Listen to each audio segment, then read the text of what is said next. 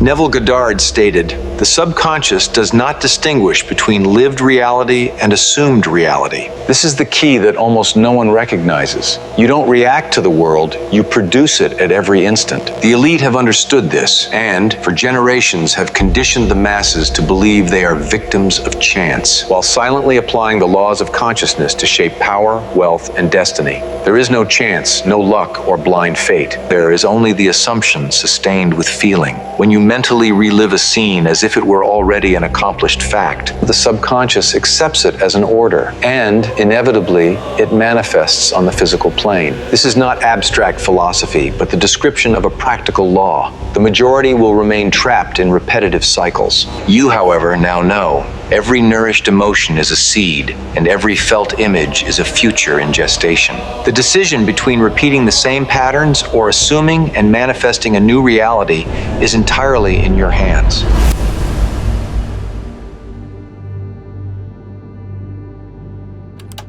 The material reality that you are experiencing right now is only the last stage of a process that began in your consciousness weeks, months, or even years ago. 95% of humanity dies without ever discovering this inverse sequence of creation, remaining enslaved to a fundamental illusion: the belief that the physical world is the primary reality. This perceptive inversion keeps billions of people trapped in loops of frustration. They wake up, work hard, apply force to the material world, try to manipulate external circumstances, and wonder why nothing changes substantially. It is the equivalent of spending an entire lifetime trying to alter the reflection in the mirror without ever changing one's own face. The mirror always faithfully reflects what stands before it. The material world always faithfully objectifies the sustained subconscious states. Ray Stanford, one of the few who understood these mechanics, taught that external results are merely objectifications of internal subconscious states. But Stanford was only rediscovering what had already been codified in ancient texts and validated by modern physics itself.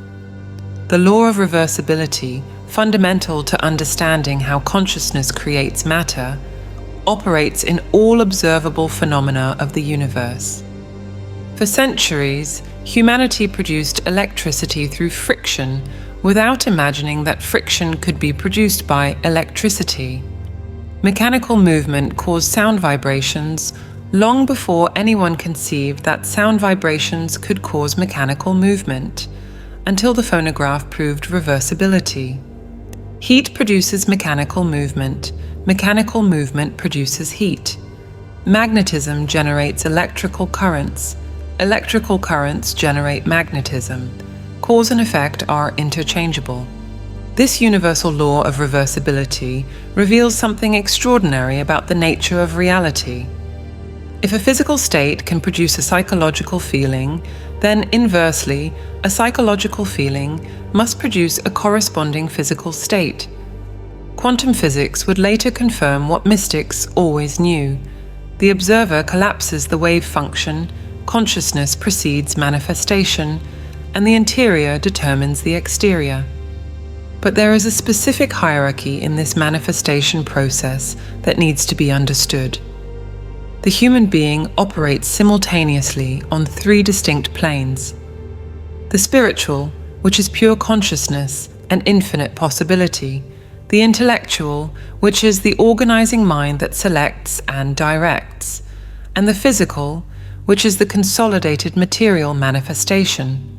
The body you inhabit, the circumstances that surround you, and the events you encounter, all are the third and final stage of a creative process that originated in consciousness, was organized by the intellect, and finally materialized in the physical world.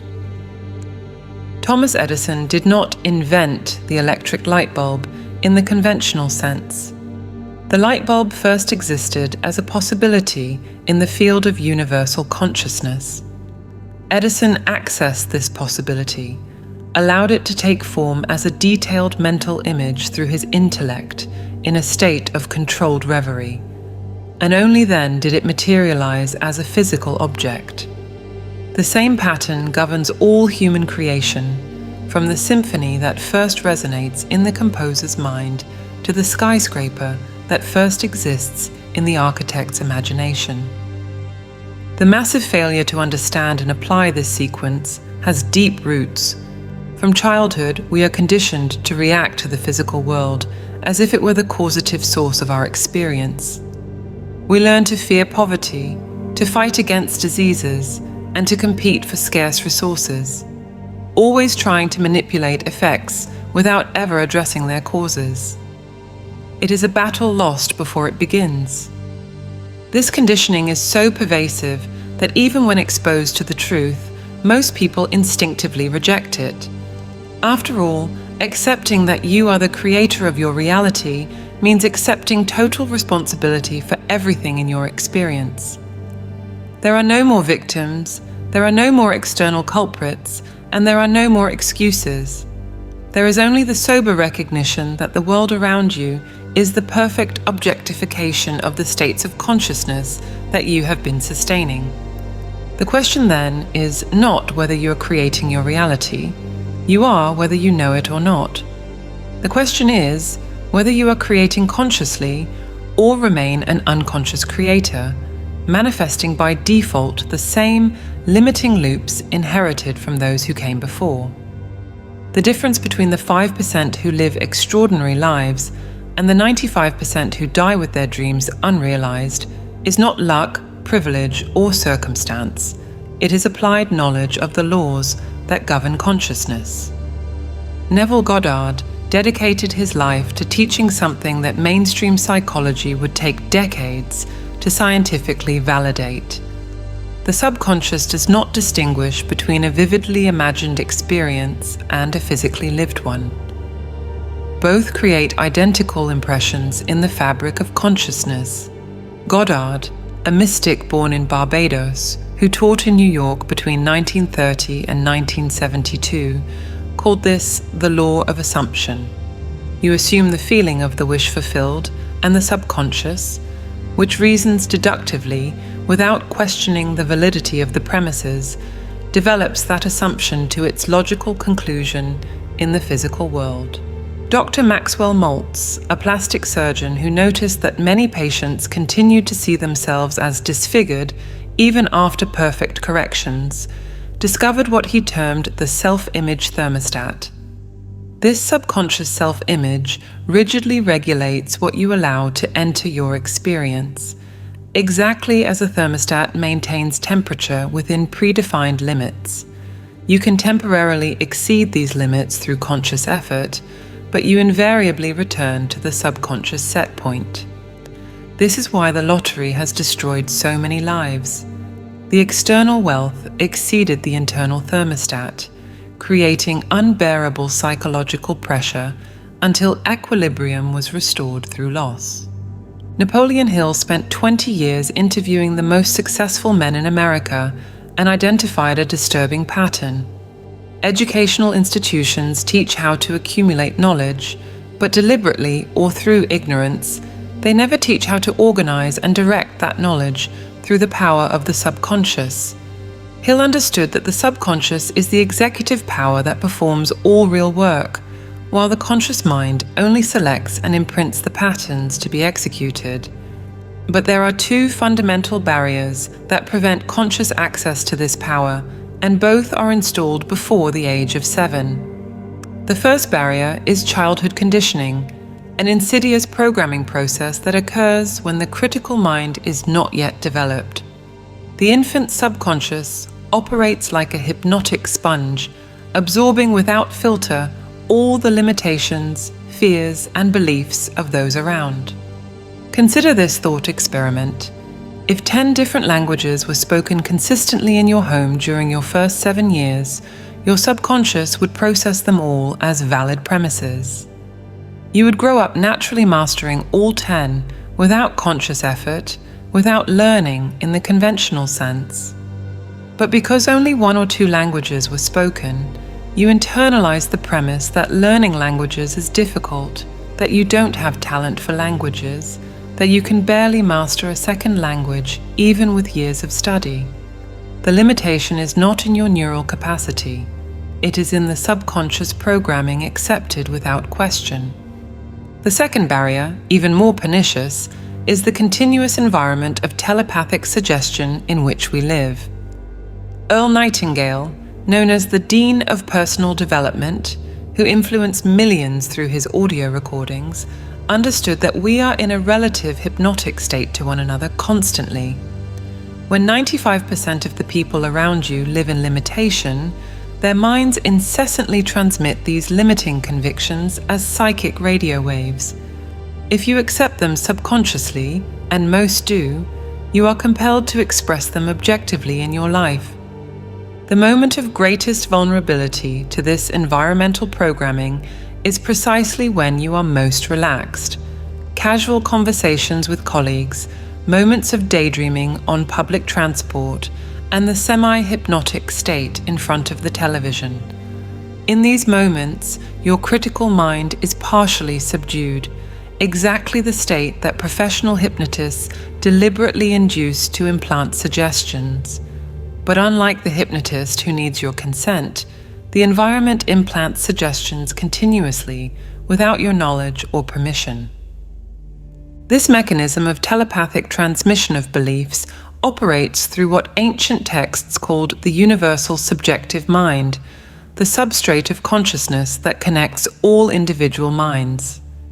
Your unexpressed convictions about others are transmitted to them without your conscious knowledge.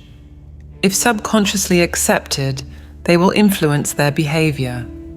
They will act in conformity with your unverbalized expectations about them, then rationalize their actions as free choices, never suspecting that they were compelled by your mental projections. The 17th century philosopher who first mapped these dynamics observed that we do not know the causes that determine our actions. We believe we choose freely, but we are constantly responding to subconscious suggestions, ours and others. The only real protection is to maintain conscious vigilance over which premises you allow your subconscious to accept. But this requires first understanding that the subconscious more easily accepts suggestions presented through mental images, charged with emotion, than through empty verbal affirmations. Imagination, therefore, is not childish fantasy, as the educational system has conditioned us to believe. It is literally the beginning of all creation.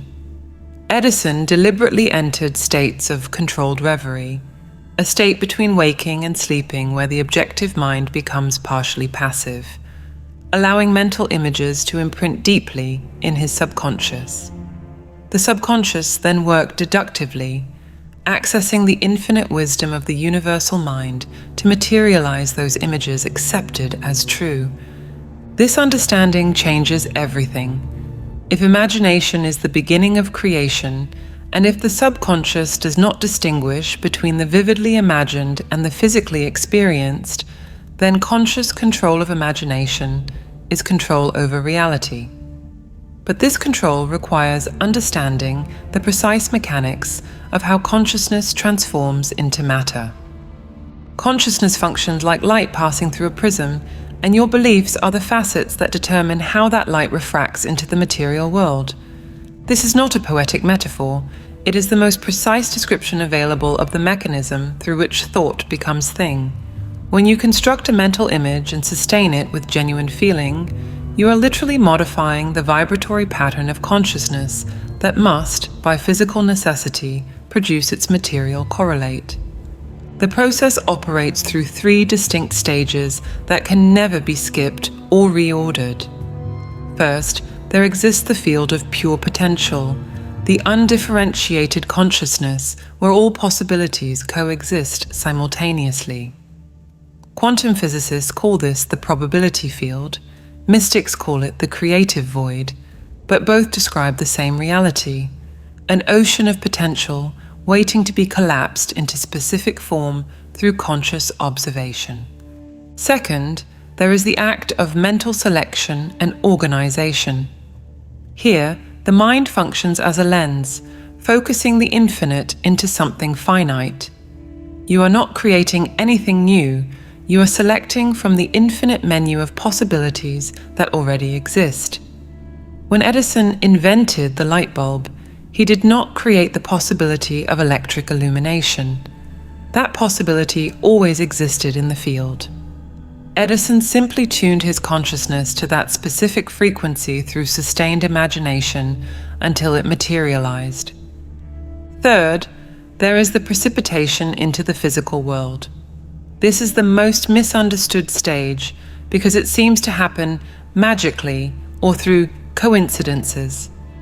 In reality, it follows precise laws. The subconscious, once imprinted with the feeling image, has access to resources and connections that the conscious mind cannot perceive. It orchestrates chance encounters, inspires spontaneous actions, and creates synchronicities, all the means necessary to realize the accepted end. What makes this process so elusive to the modern mind is that it operates inversely to material logic. In the physical world, you need the means before achieving the end. In consciousness, accepting the end automatically summons the means. This is the fundamental reason why empty affirmations don't work. They try to force a material logical sequence on a process that operates by completely different laws. Consider how the photophone, invented by Alexander Graham Bell, perfectly demonstrates this principle. A ray of light is reflected by a mirror and projected to a distant receiver.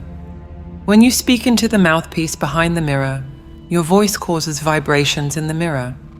The vibrating mirror modifies the reflected light. The modified light carries your speech, not as sound, but as light modulation. Upon reaching the distant receiver, it perfectly reproduces your voice by decoding the modifications. Your consciousness operates by exactly the same principle. You are the light. Your beliefs and feelings are the vibrations in the mirror of the mind. These vibrations modify how your consciousness projects into space-time.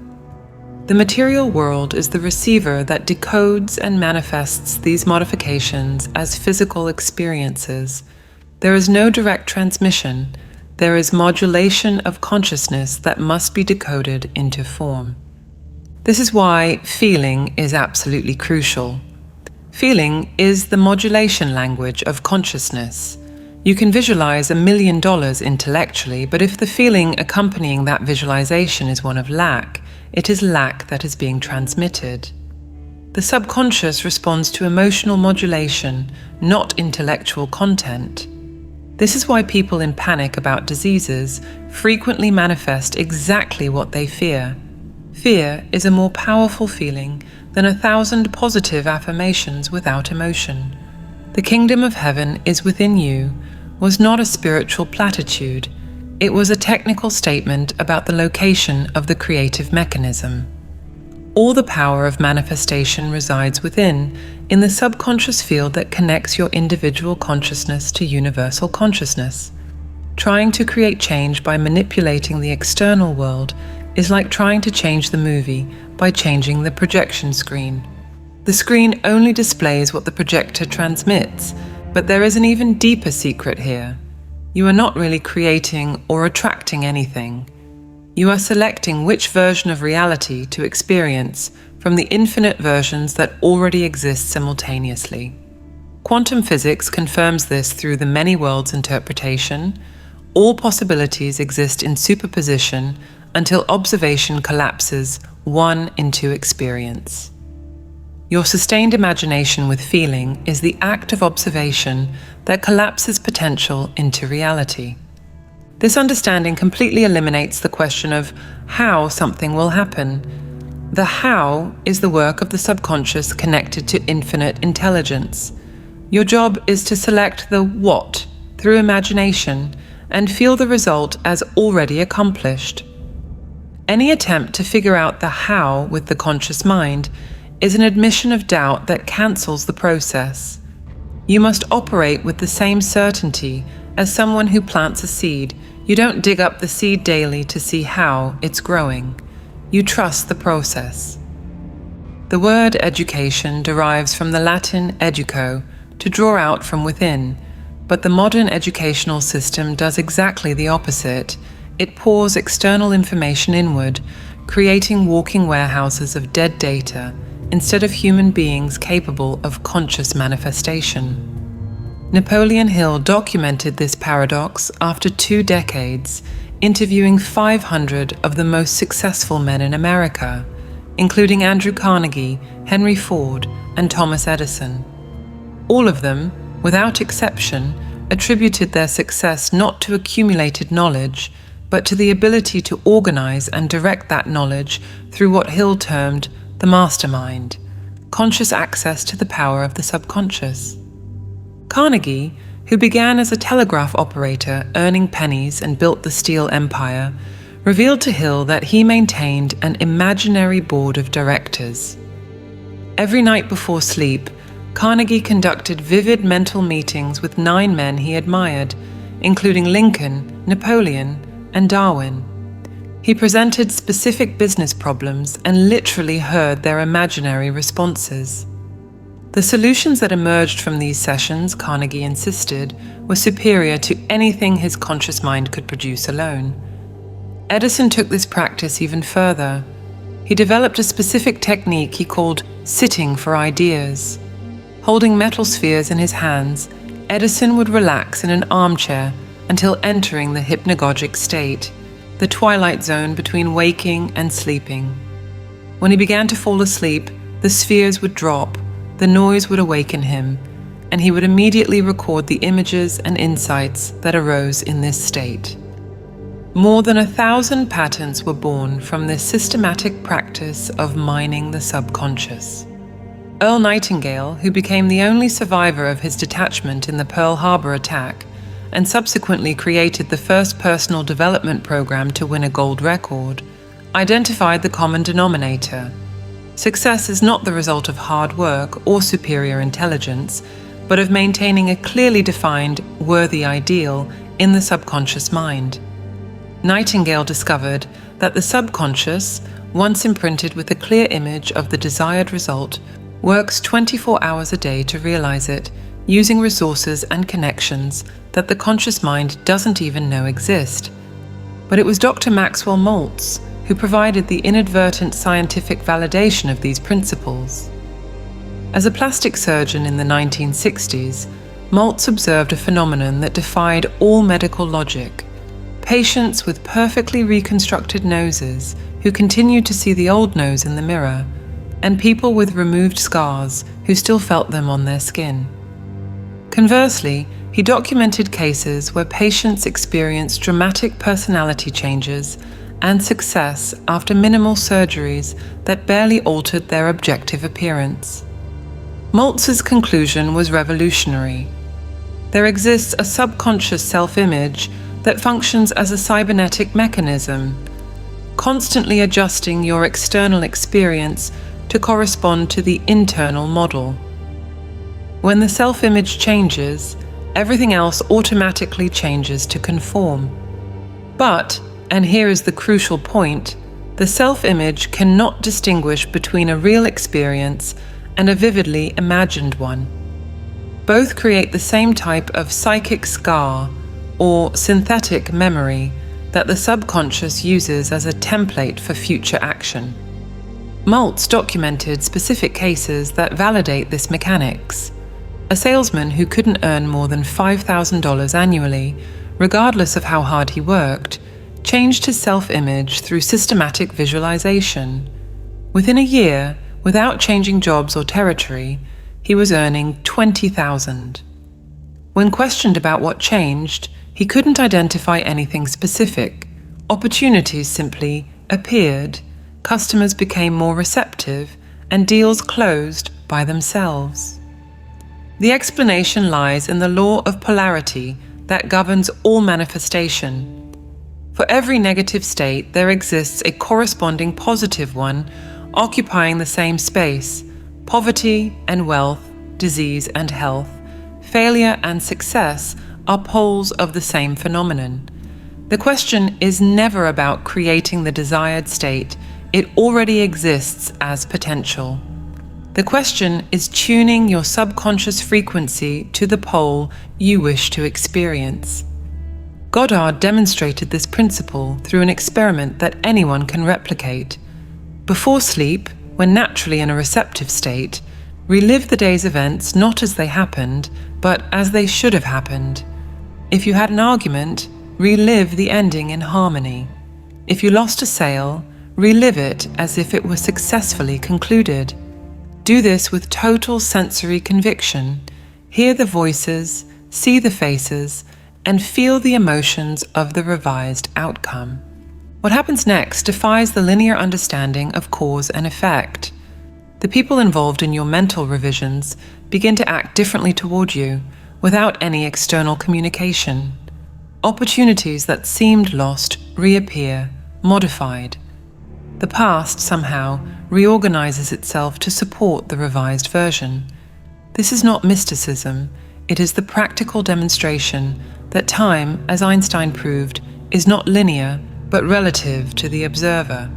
IQ tests provided inadvertent statistical validation of this phenomenon. Children labeled as gifted consistently exceed their actual IQ, while those labeled as slow consistently perform below their measured capacity. The label becomes a subconscious suggestion that modifies the self-image, which in turn governs actual performance. IQ doesn't measure intelligence. It measures the child's conformity to their programmed self-image. This understanding has implications that the educational system prefers to ignore. If self-image governs capacity, and if self-image can be consciously modified through systematic imagination, then the limits we accept as fixed are merely crystallized mental habits that can be dissolved and reformed. The systematic method for reprogramming the subconscious requires surgical precision, not because the process is complex, but because the conscious mind will sabotage any vague or poorly defined attempt. First absolute requirement: total specificity. The subconscious does not respond to nebulous desires like "I want to be rich" or "I want to be happy." It needs exact coordinates. How much money, by what date, through what means. Write the goal in obsessive detail, carry the paper with you, but not as a superstitious talisman. Use it as a trigger to repeatedly enter the mental state where the goal has already been achieved. Goddard developed a technique that completely bypasses the rational mind's resistance, the nightly mental conversation. Enter the liminal state before sleep, that moment when you're still conscious, but the inner critic has already disarmed its defenses. Now, construct a specific scene that implies the fulfillment of your desire. Don't visualize the process, visualize the consummated result. If you want a new job, don't imagine yourself in the interview. Imagine a friend shaking your hand and saying, "Congratulations on the promotion, you deserved it." The key lies in a detail that most ignore. You must mentally hear the specific voice of the person with total clarity, the timbre, the accent, and the particular cadence of speech. The subconscious responds to sensory specificity, not abstract concepts. Feel the handshake, the temperature of the skin, and the weight of the hand. Hear the sounds of the environment, the noise of the air conditioning, cars passing on the street, and the rustling of clothes. The more sensory details, the more real it becomes to the subconscious. When contrary thoughts arise, and they will arise with violence proportional to the magnitude of the desired change, don't fight them. Fighting is acknowledging their power. Instead, gently return to the scene, like someone guiding a distracted child back to the task. The secret that Goddard discovered is that gentle persistence beats force. It is the water drop that pierces the stone, not the hammer that breaks it. Van Gogh intuitively understood this creative process when he declared, "I dream my painting, then I paint my dream." He wasn't being poetic, he was literally describing the manifestation process. First, establish the complete reality in the invisible through sustained feeling. Then, watch as the subconscious orchestrates its precipitation into the visible through means you could never have anticipated or planned. The reason people read Think and Grow Rich dozens of times is not a lack of intellectual understanding. Each reading in a receptive state deepens the subconscious impression of the principles. It's the difference between knowing that water is H2O and having water when you're dying of thirst. Intellectual knowledge is useless until it's metabolized into subconscious conviction through emotionalized repetition. But here arises a disturbing implication that few are prepared to confront. Your assumptions about other people compel them to express those assumptions in your presence. If you subconsciously believe your partner is unfaithful, you are literally programming them to manifest infidelity. If you believe your children are lazy, you are installing laziness in them through continuous telepathic transmission. Every person in your life is partially acting out the role you have subconsciously written for them. A documented but rarely discussed experiment demonstrates this phenomenon. Teachers received fake lists indicating which students were gifted, chosen randomly. By year's end, these random students showed significantly greater IQ gains than the control group. The teachers swore they treated everyone equally, but video recordings revealed thousands of different micro-behaviors: more eye contact, longer wait for answers, and a more encouraging tone of voice. The teacher's subconscious transmitted elevated expectations that the students subconsciously accepted and manifested. This means you are partially responsible for the behavior of everyone around you, but it also means you have the power to elevate others simply by maintaining higher assumptions about them. When you see the best in people, not superficially, but with genuine subconscious conviction, you activate the best in them. They won't even know why they suddenly feel more capable in your presence. Goddard's most advanced technique was what he called revising the day.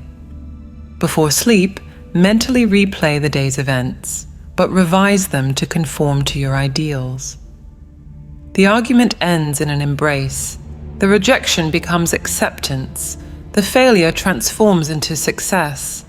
Do this with total sensory conviction, not as fantasy, but as definitive correction of the record. The results of this practice violate all logic of linear causality. The people involved in your revisions inexplicably begin to act as if the revised version had actually occurred. Seemingly extinct opportunities resurface transformed. The very fabric of the past seems to reorganize itself to support the revised present. Not because time reversed, but because your subconscious relationship with the events changed, and the subconscious can only manifest what it accepts as true, reorganizing even memories to conform to the newly accepted narrative. You have spent your entire life operating a mechanism of infinite power without ever having read the instruction manual. Now that you understand the sequence, consciousness organizes itself through the mind and precipitates into matter. The question is no longer whether you will create your reality. You have always created and always will create. The only question is whether you will continue unconsciously creating the same limiting patterns you inherited, or assume deliberate control of the process.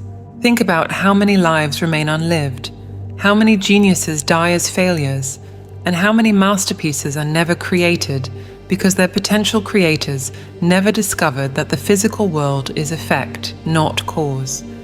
They fought their entire lives against shadows on the cave wall, never realizing they themselves were projecting those shadows.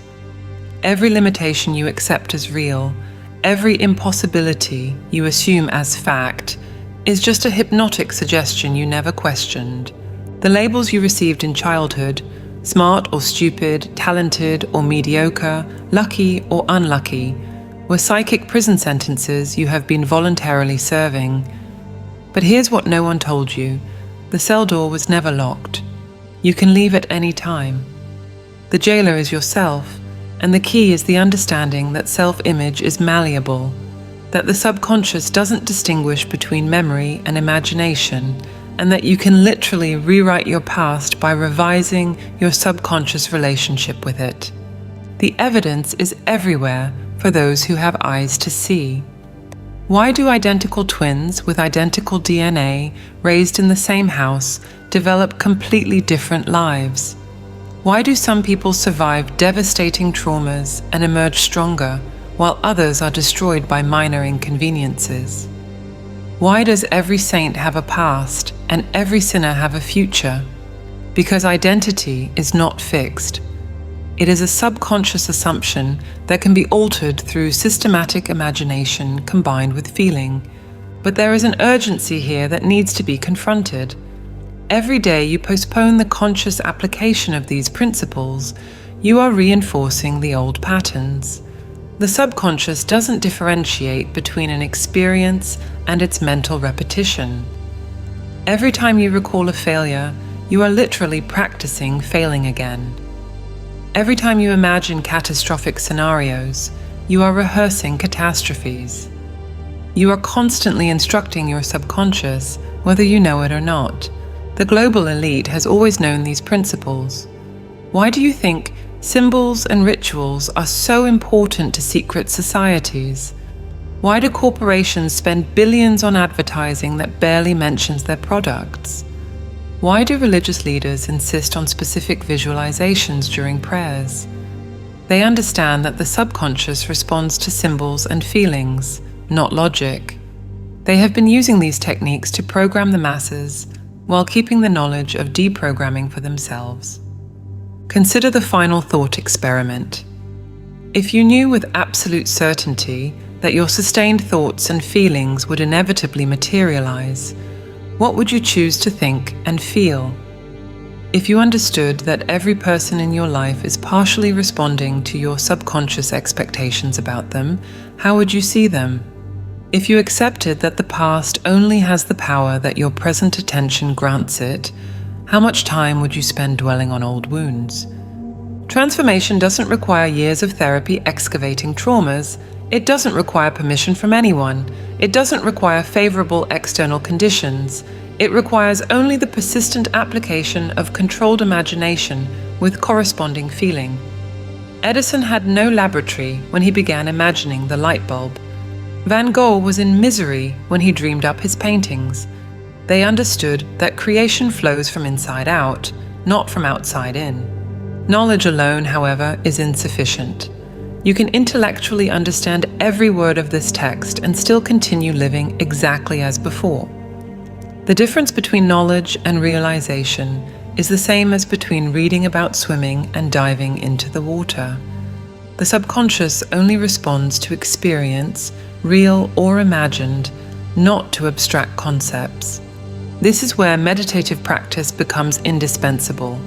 Not meditation as escape or relaxation, but as a systematic method of accessing the state of consciousness where subconscious programming can be altered.